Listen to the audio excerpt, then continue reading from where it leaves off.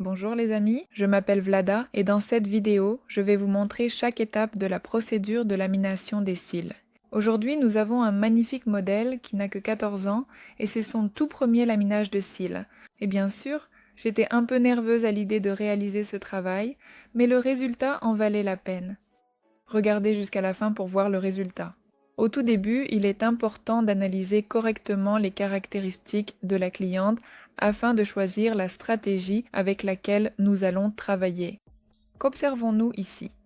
Des cils clairs avec leur propre courbure et assez longs.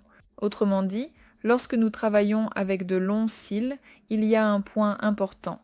Il ne faut pas trop les recourber, ne pas créer une courbure trop prononcée, car cela pourrait les faire toucher la paupière.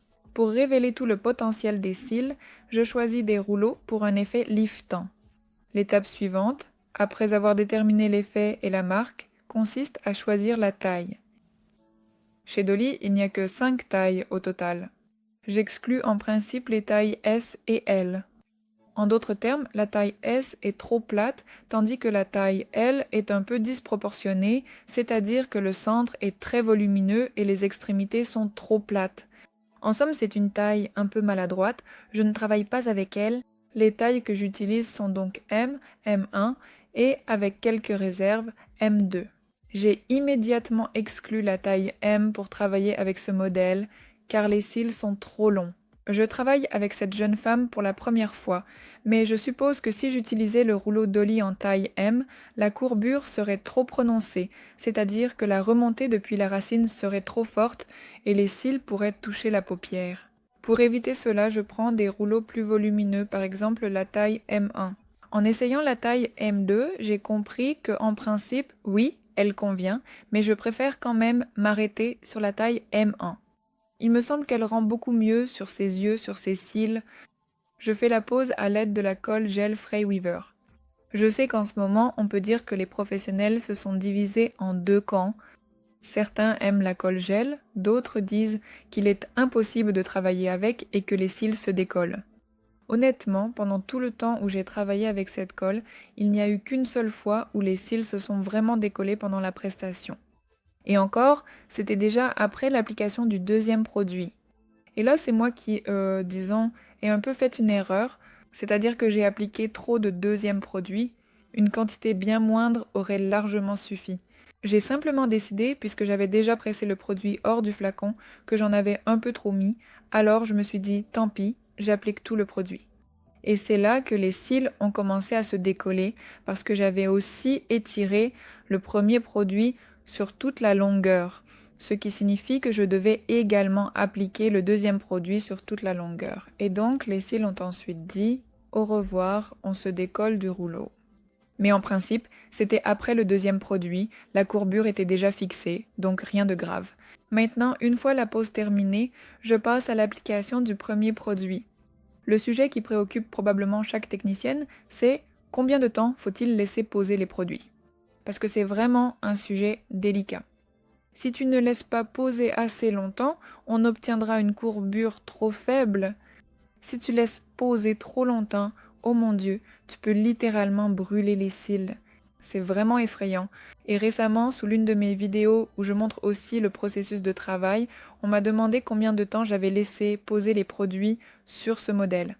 Et je me rends compte que je ne m'en souviens même plus, parce que c'est une information tellement inutile pour moi que dès que j'ai retiré les produits, j'ai aussitôt oublié combien de temps ils étaient restés posés. Pendant le travail, j'utilise bien sûr un minuteur, mais uniquement pour que le temps de pause soit le même sur le premier et le deuxième œil. Je ne chronomètre jamais le temps selon les instructions, je ne me base absolument pas sur la notice fournie par le fabricant des produits car les cils de chaque cliente sont différents et les conditions dans le salon le sont aussi. Il se peut qu'il fasse froid chez vous et dans ce cas, les produits agiront plus lentement que ce que le fabricant indique dans la notice. Et s'il fait chaud, les produits agiront plus rapidement. Et puis nous avons tous des lampes différentes. Si la lampe est faible, qu'elle éclaire à peine, alors en principe, elle n'aura aucun impact sur le temps de pose des produits. Mais si par exemple, comme c'est le cas pour moi pendant le tournage, il y a de la lumière vidéo de tous les côtés, une lampe, une troisième lampe qui éclaire encore, alors bien sûr, les lampes dégagent aussi de la chaleur et le temps de pose du produit diminue un peu car le produit agit plus vite. C'est pourquoi une information brute, du genre « j'ai laissé poser le produit 10 minutes »,« j'ai laissé poser le produit 12 minutes » est absolument inutile. Je travaille toujours en fonction de la préparation du cil. Je vérifie si le cil est prêt, j'observe comment il réagit et ensuite je prends une décision. Soit je retire le produit maintenant, soit j'attends encore quelques minutes et je vérifie à nouveau la préparation du cil. Oui, nous lisons les instructions, nous regardons le temps de pause indiqué par le fabricant, mais seulement au tout début, lorsque nous venons d'acheter de nouveaux produits, afin de comprendre à quel type de produit appartient cette marque. Est-ce des produits lents, moyens ou rapides? C'est tout. Ensuite, ces informations issues des instructions ne nous servent absolument plus à rien. Elles nous est tout simplement inutiles. Ne nous jetons les instructions et nous nous concentrons uniquement sur l'état de préparation du cil. Si vous avez des difficultés avec cela, je vous invite à suivre une formation en ligne sur l'art du rehaussement de cils. Vous apprendrez à réaliser de belles courbures éclatantes et vous saurez aussi les photographier joliment pour attirer des clients. Les détails se trouvent dans le premier commentaire. Et maintenant, nous passons à une étape très intéressante dans le travail avec ce modèle. Il s'agit de la coloration des cils. Rappelez-vous à quoi ressemblait notre point de départ. Ce sont des cils très clairs, presque invisibles. Et justement, lorsqu'on travaille avec ce type de cils, il est très important de les teindre de manière uniforme. En fait, si nous travaillons avec des cils naturellement foncés, personne ne remarquera vraiment nos petites erreurs de coloration. Mais, par exemple, si dans le cas de ce modèle, nous ne colorons pas les pointes, si nous les oublions simplement ou ne les remarquons pas sur le rouleau, cela se verra tout de suite. Ou bien si nous avons peur, par exemple, d'appliquer la teinture à la racine et que nous ne colorons pas du tout la zone des racines, cela sera également très visible. C'est pourquoi, lorsqu'on travaille avec des cils clairs, il faut accorder une attention particulière à la coloration des cils.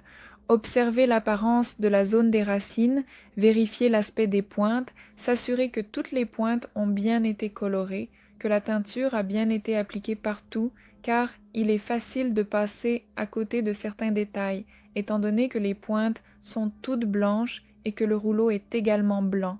Je fais toujours très attention à l'étape du nettoyage des cils après la procédure, mais en travaillant avec un modèle aussi jeune, je tenais vraiment à ce que tout soit parfaitement propre. Il ne restait aucune trace de teinture, ni de colle, ni sur la paupière, ni sur les cils eux-mêmes. C'est pourquoi j'ai nettoyé avec une mousse et de l'eau.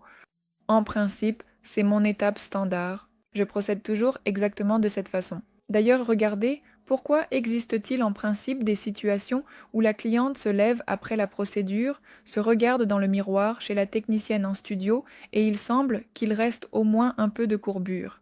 Puis la cliente rentre chez elle, se lave le visage, dort, puis le matin par exemple, se lave à nouveau, se regarde dans le miroir et se rend compte qu'en fait, rien n'a changé. Si hier il y avait encore un peu de courbure, aujourd'hui elle a complètement disparu.